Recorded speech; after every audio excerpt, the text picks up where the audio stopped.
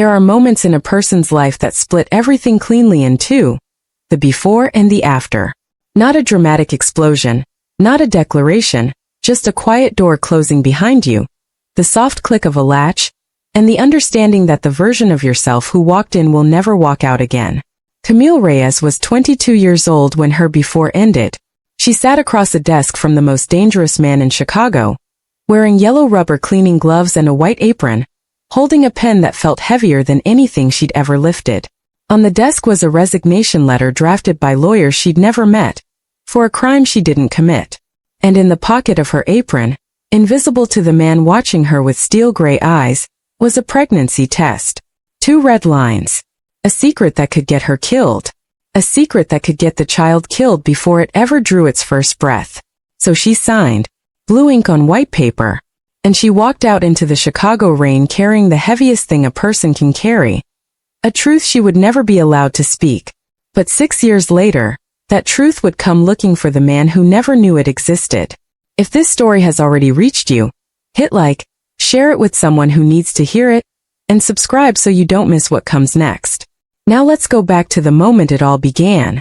The study at the Ferrante Mansion on the Gold Coast was the kind of room that reminded you immediately of your own smallness. Oil paintings of dead men lined the walls, grandfathers of an empire, staring down from gilded frames with the particular self-satisfaction of men who had never once doubted their right to take whatever they wanted. The air carried cigars, old leather, and something underneath both that Camille had learned in 3 years of working. There was simply the smell of power, cold and permanent like stone. 2 armed guards stood just beyond the door, because in Marco Ferrante's world, even the firing of a housekeeper was an event requiring witnesses.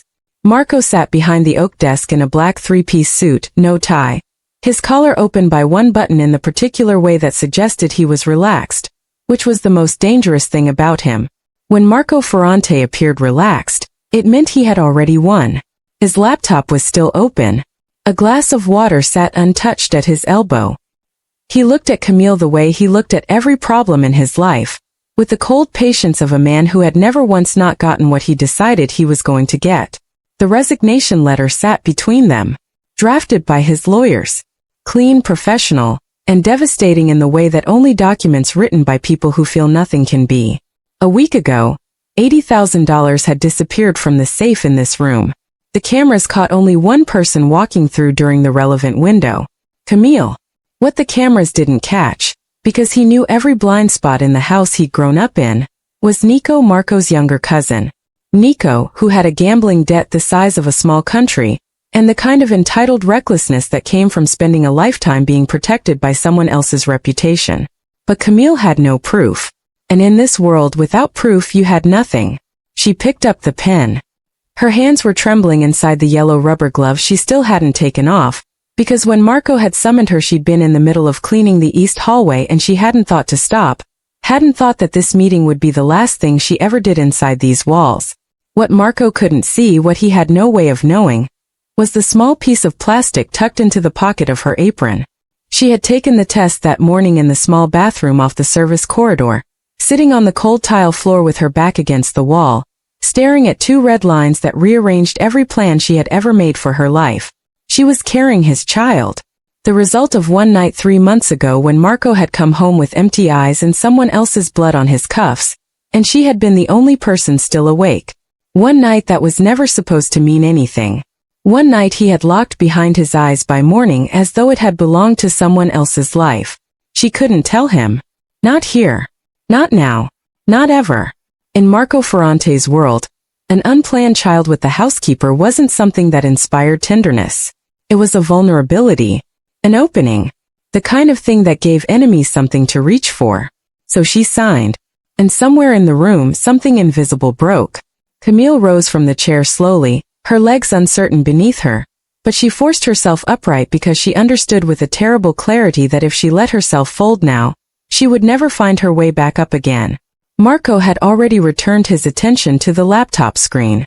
The transaction was complete. She had been reduced in the space of a signature to a clothesline item.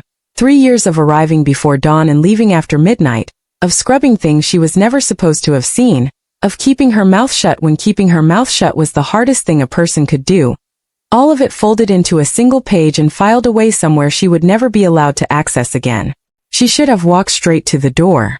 But she didn't. She stopped in the center of the room, her right hand moving to the pocket of her apron. Her fingers found the plastic, cool and smooth against her palm. She drew it out, the pregnancy test, the 2 red lines still clearly visible in the dim light filtering through the heavy curtains, and she looked at it one last time. 2 parallel lines. 2 roads that would never meet. One the life she was living.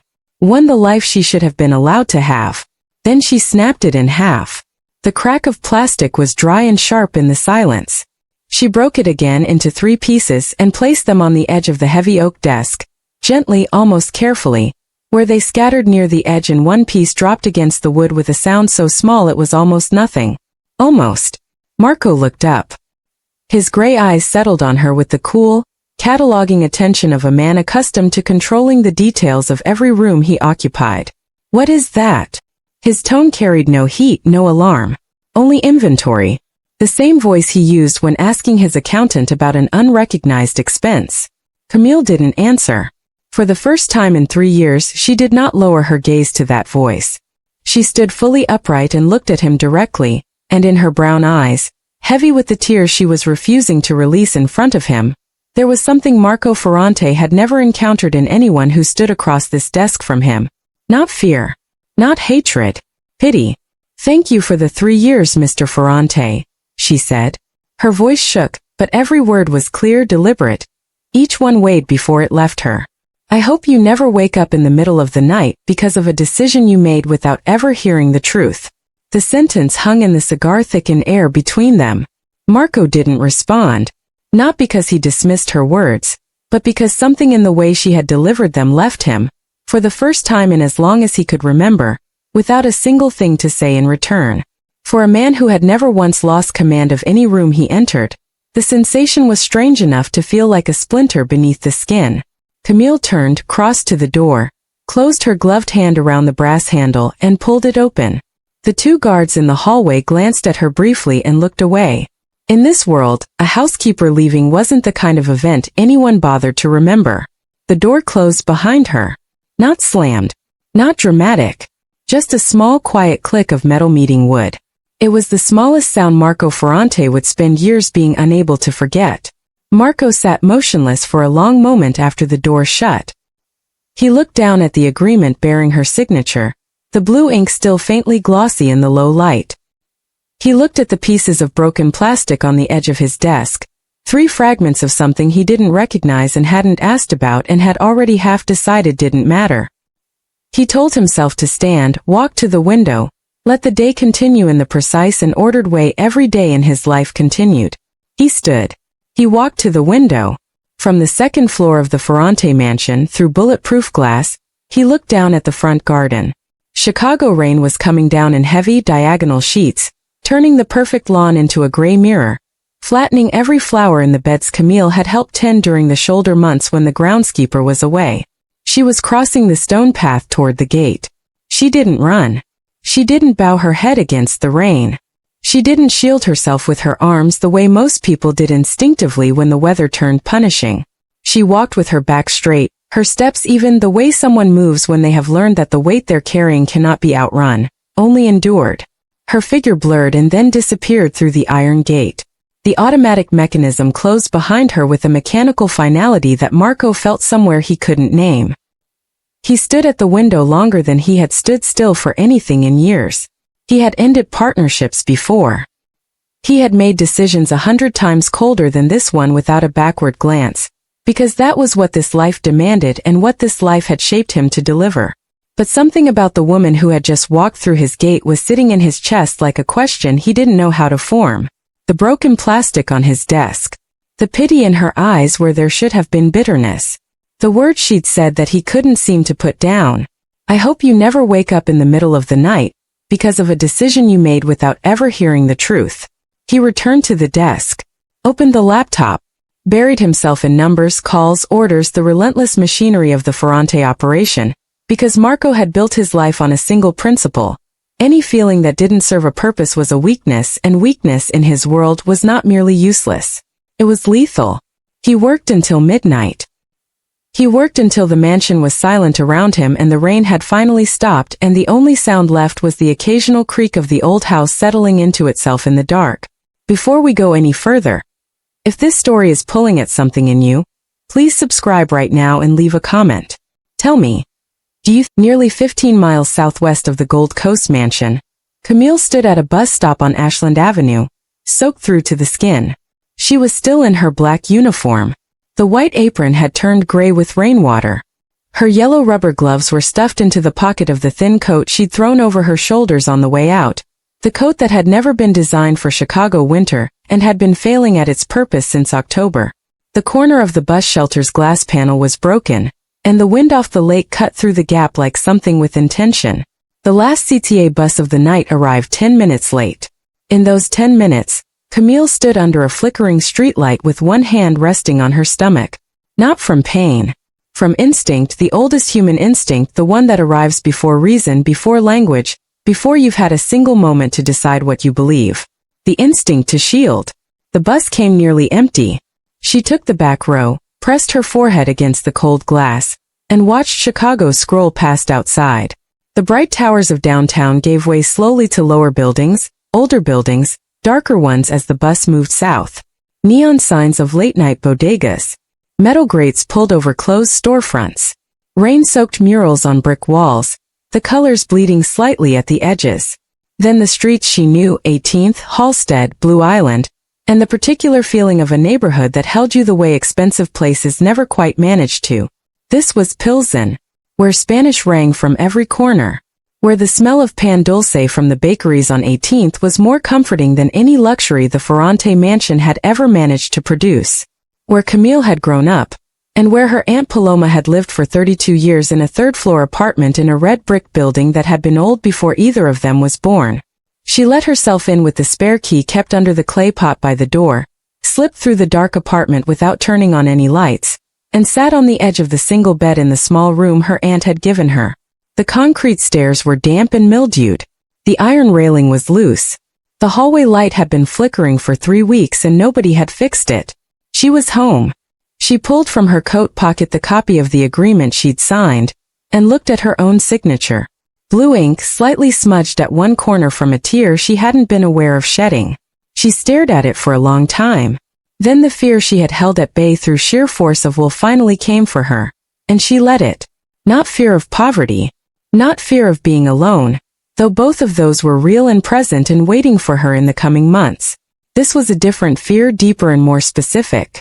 Fear for the life inside her. Because she knew exactly who Marco Ferrante was. She had spent 3 years in his house learning it without meaning to. Every locked door. Every conversation that stopped when she entered a room. Every stain she cleaned without asking where it came from. She knew that in his world a child was not just a child. A child was leverage. A child was a bargaining chip. A child was a vulnerability waiting to be used by whoever got to it first. She would not tell him. Not to punish him. Not out of spite or bitterness. Out of the only thing that mattered now, protection. She would disappear from everything connected to the name Ferrante. She would raise this child in Pilsen, 15 miles and 2 entirely different worlds away from the Gold Coast mansion. She would raise this child in a world where the worst thing that happened on a given Tuesday was a late bus, not a body.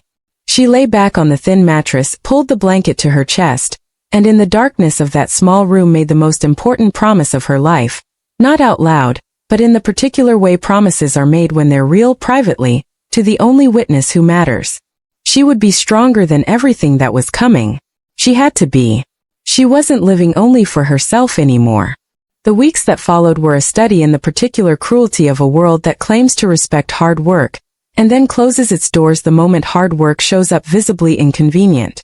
Camille knocked on every door within walking distance of Pilsen. The restaurant on 18th Street where she'd eaten on her 15th birthday. The manager looked at her stomach and shook his head before she'd finished her sentence. The laundromat on the corner of Ashland, already fully staffed, but she saw them hire someone 3 days later. The grocery store on Blue Island, yes, come back Thursday, we'll talk. And when she came back Thursday in a loose shirt that could no longer conceal her 4-month belly, the position had been filled. Every rejection was delivered with the practiced efficiency of people who had learned to say no without looking directly at what they were saying no to. Every time, Camille swallowed whatever wanted to come up, thanked the person behind the counter, and walked to the next door. She didn't have the right to stop. Inside her, someone was waiting for her not to. She eventually found work cleaning offices for a small building services company downtown. A shift from 10 at night to 4 in the morning, cash paid weekly, just enough to cover her share of the rent to Aunt Paloma and keep a basic supply of food in the kitchen. The CTA fare was a calculation she couldn't make work, so she walked 40 minutes from Pilsen to downtown every afternoon, 40 minutes back through the pre-dawn dark, her belly getting heavier by the week, the soles of her shoes getting thinner, her steps never slowing. Then Chicago winter arrived. Not the kind of cold that people elsewhere describe with mild complaint, a little bitter gets to your bones. Chicago winter was something else entirely. The kind of cold that had a personality, that came in off Lake Michigan like a decision, cutting through every layer of clothing with the indifference of something that simply did not register the existence of human vulnerability. In January, when the temperature dropped to -15, Camille was walking home on Halsted at 3 in the morning when her legs stopped working. It wasn't dramatic. It was quiet, which made it worse. Her vision blurred at the edges. Her ears filled with a high, thin ringing. Her 6-month belly pulled her center of gravity forward in a way she was still adjusting to, and she staggered, reached for a streetlight pole, and slid down it until she was sitting on the sidewalk with snow seeping through her pants and her breath turning to white smoke that vanished instantly in the frozen air. She tried to call out. The street was empty. Her voice had almost nothing left in it. She didn't know how long she sat there. 5 minutes, perhaps 15, before she heard footsteps and felt a hand settle on her shoulder. Warm. Unhurried. The hand of someone who was not afraid of what they'd found. Father Ernesto Villanueva, the priest from St. Pius Church on 19th, was returning from a visit to a dying parishioner. He saw a pregnant woman curled at the base of a streetlight at 3 in the morning in -15 degrees, and he didn't ask a single question. He helped her up, put his coat over her shoulders and walked her back to the church. He sat her beside the heater in the community room, brought her soup from the kitchen, and waited without speaking until the color came back into her face. "You don't have to explain anything," he said, in the gentle, unhurried Spanish of someone who had spent 30 years listening to people's stories without judgment. "You only have to know that you are not alone." Camille looked at him across the small table, her hands wrapped around the bowl of soup, and something that had been locked tight in her chest since the night she walked out of the Ferrante mansion came slightly loose. Not all the way. She wasn't ready for that yet. But enough to breathe. And sometimes enough to breathe is the only miracle a person actually needs. Father Villanueva became the kind of presence in Camille's life that she hadn't known she was missing. Not because he solved anything, but because he witnessed it without flinching. He didn't have money to give her. St. Pius was a working parish in a working neighborhood, and its resources stretched exactly as far as a working parish's resources stretch, which is to say never quite far enough. But he gave her access to the community food pantry every week. Bags of beans, rice, canned tomatoes, eggs when the donation box was generous. He gave her a warm place to sit on the days when the cold was too much for walking, and rest was not a luxury she could afford to take at home. He gave her what no institution or government office or well-meaning form had given her through any of this. Dignity. The plain, radical, underrated gift of being treated like someone whose situation was worth taking seriously. Aunt Paloma helped in the ways her body still allowed. Diabetes had been taking from her steadily for years. Her legs swollen now most days. The short walk from her bedroom to the kitchen something she planned and prepared for the way other people prepared for journeys. But on the evenings when Camille's nausea came on so badly she couldn't lift her head from the pillow, Paloma sat on the edge of the bed and rubbed her niece's back with trembling hands, telling stories about Camille's mother, about how she had carried Camille alone in Puerto Rico, working double shifts until the week she delivered, before making the journey to Chicago with a newborn and $40, and the absolute refusal to treat difficulty as a reason to stop. "Strength runs in the women in this family," Paloma said one evening, her voice thin but certain, her hand moving in slow circles on Camille's back. "Not the loud kind, the quiet kind, the kind that doesn't announce itself, the kind that's just there in the morning when you wake up and need it." Camille lay in the dark listening and held on to the words the way you hold on to something when there is nothing else in reach. One afternoon in her 7th month, passing the thrift store on 19th Street, She stopped at the window.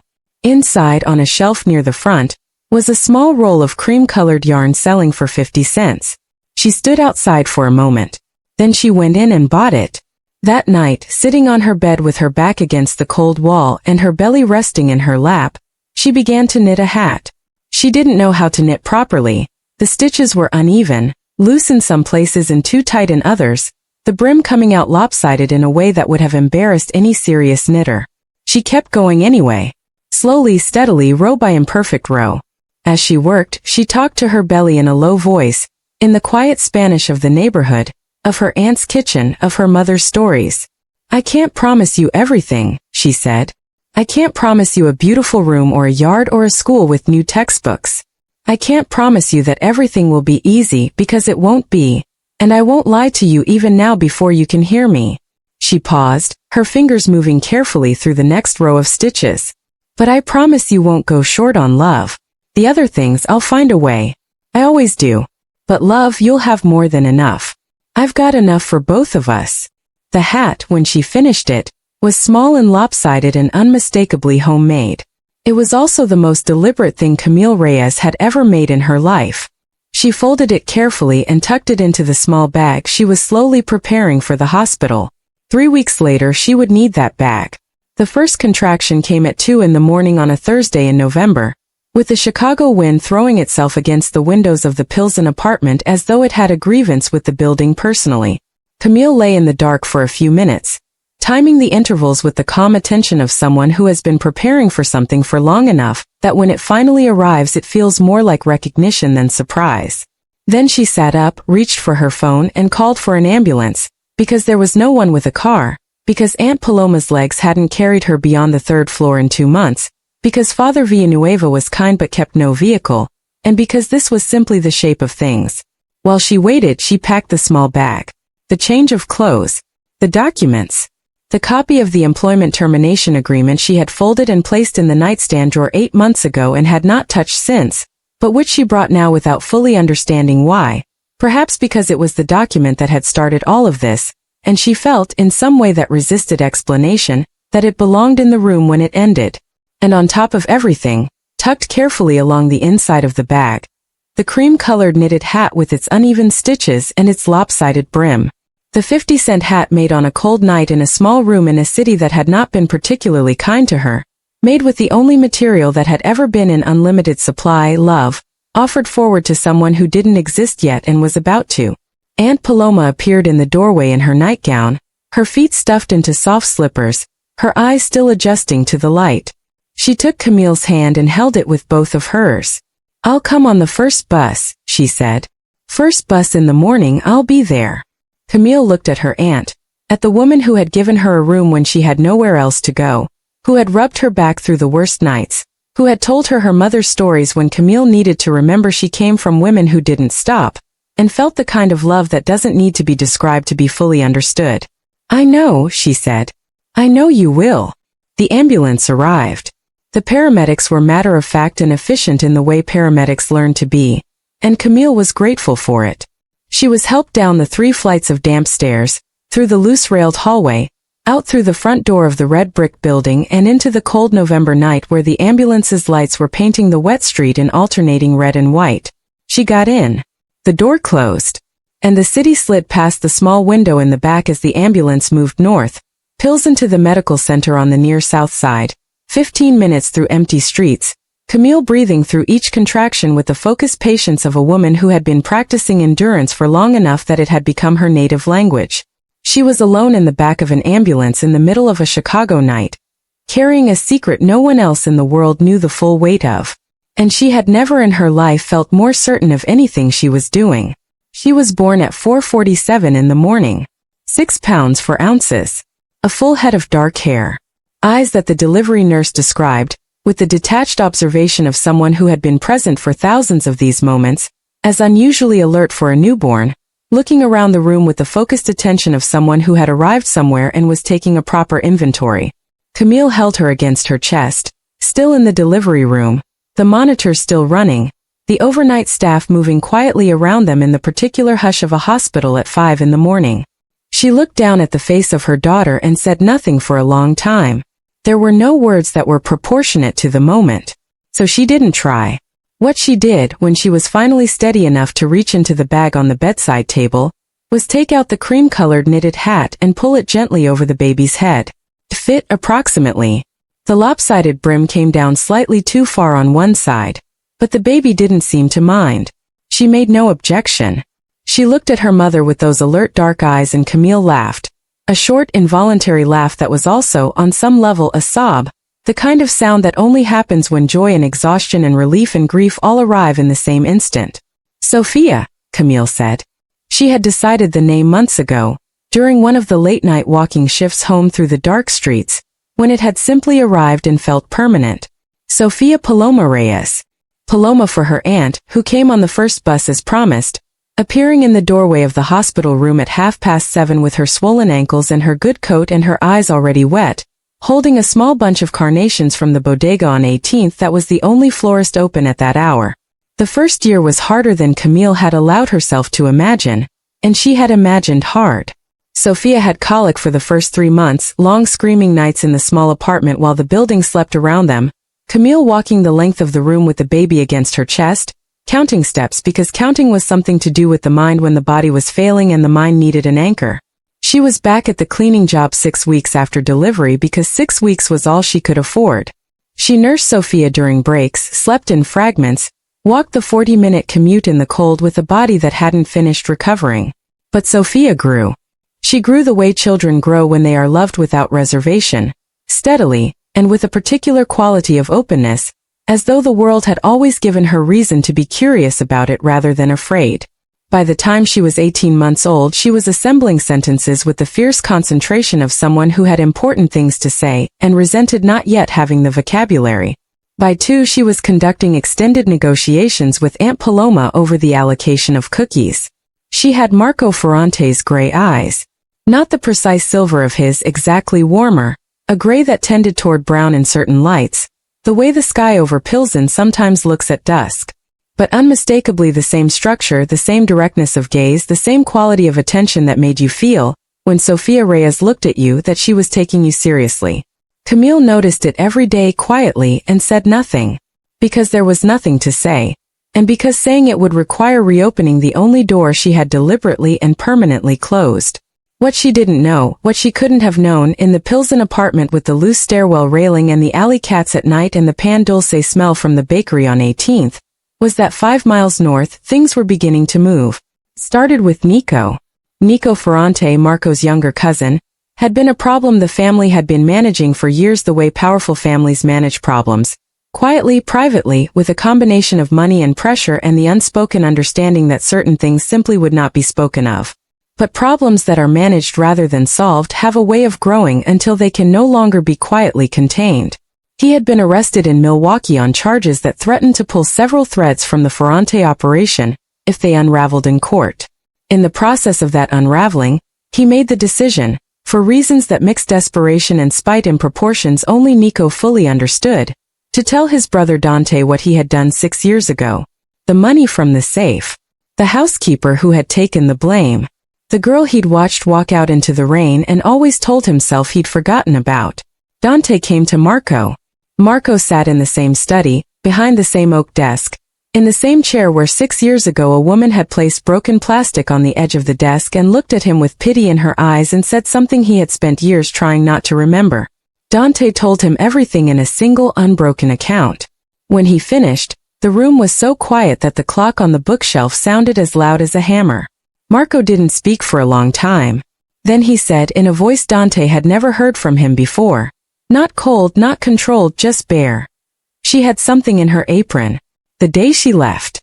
She took something out and broke it and put it on my desk. Dante didn't know what to say.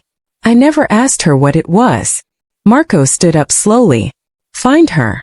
It took his. Some debts cannot be repaid. Some apologies arrive 6 years too late to undo the thing they're sorry for. And some men, no matter how powerful, spend years learning the difference between the control they exercise over everything around them, and the love they forfeited without ever understanding what they were forfeiting. Marco Ferrante stood in the rain outside a Pilsen apartment building, waiting for a woman to decide whether he deserved to meet his daughter. Whatever Camille decided that night, Whatever she opened or kept closed, whatever she allowed or protected, would be the right decision. Because she had been making the right decisions alone for 6 years. In the cold, without help, without recognition, without rest. She had built a life out of 50-cent yarn and midnight walks and a priest's bowl of soup and a promise whispered to a belly in a small dark room. She owed Marco Ferrante nothing. And Sofia Reyes, 6 years old with her mother's strength and her father's eyes, conducting negotiations over cookies and looking at the world with the open, serious attention of someone who had always been loved enough to trust it. She was not a debt or a consequence or a secret. She was the whole point. If this story stayed with you, please share it with someone who needs to hear it. Subscribe to this channel so you never miss what comes next. Leave a comment. Do you think Camille should open the door? I read every single response. And I'll see you in the next story because the best ones are still ahead.